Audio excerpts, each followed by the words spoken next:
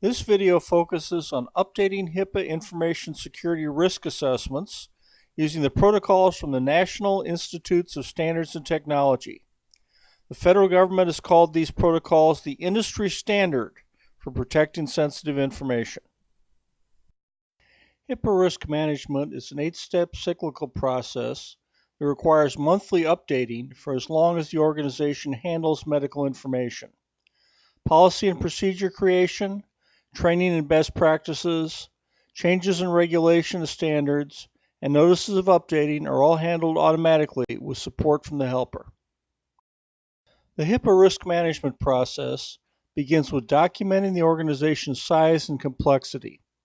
For many smaller, simple organizations, large numbers of HIPAA safeguards are simply not applicable to their situation, and federal guidelines allow them to be disregarded.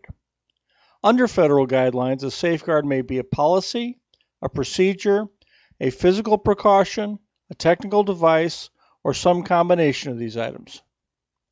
Documenting the organization's size and the not applicable safeguards allows creation of an initial risk assessment.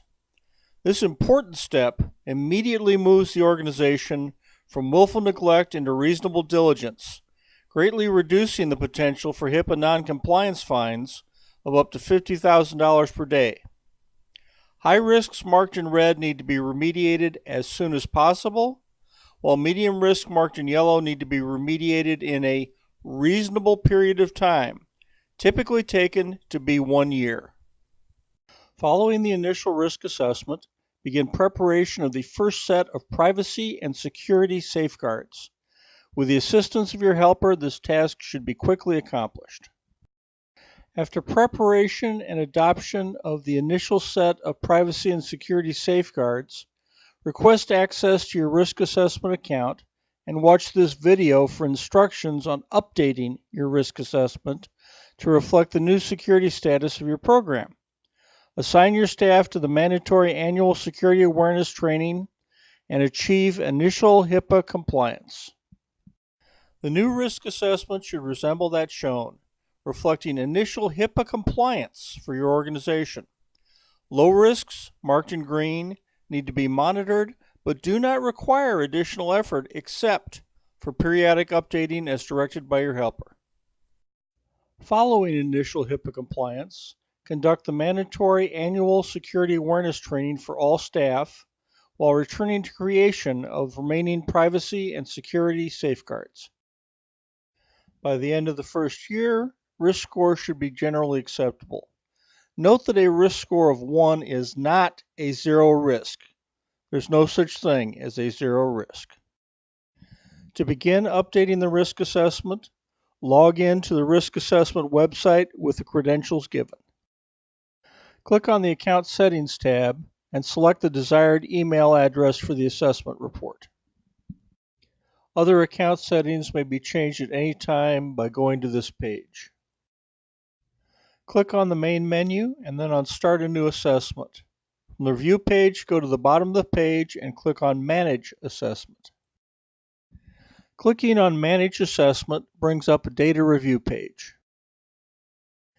Input all changed or updated values.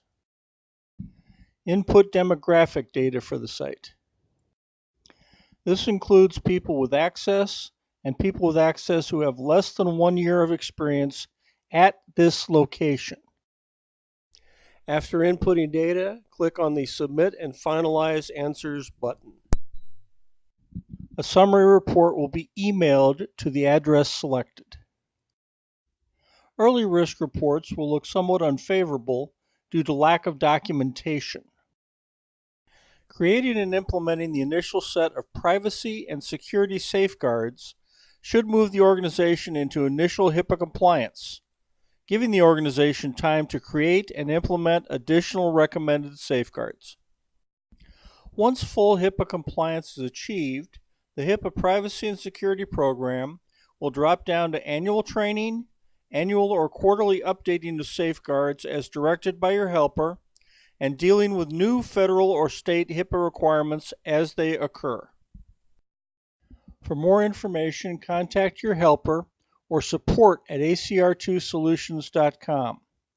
Remember to return to the Compliance Helper website for continued safeguard creation and updating. Safeguards must be updated as scheduled by your helper to remain in effect and continue HIPAA compliance. Failure to complete and maintain the full set of HIPAA safeguards will, over time, drop the organization out of HIPAA compliance and return to willful neglect, risking significant fines in the event of a breach or complaint.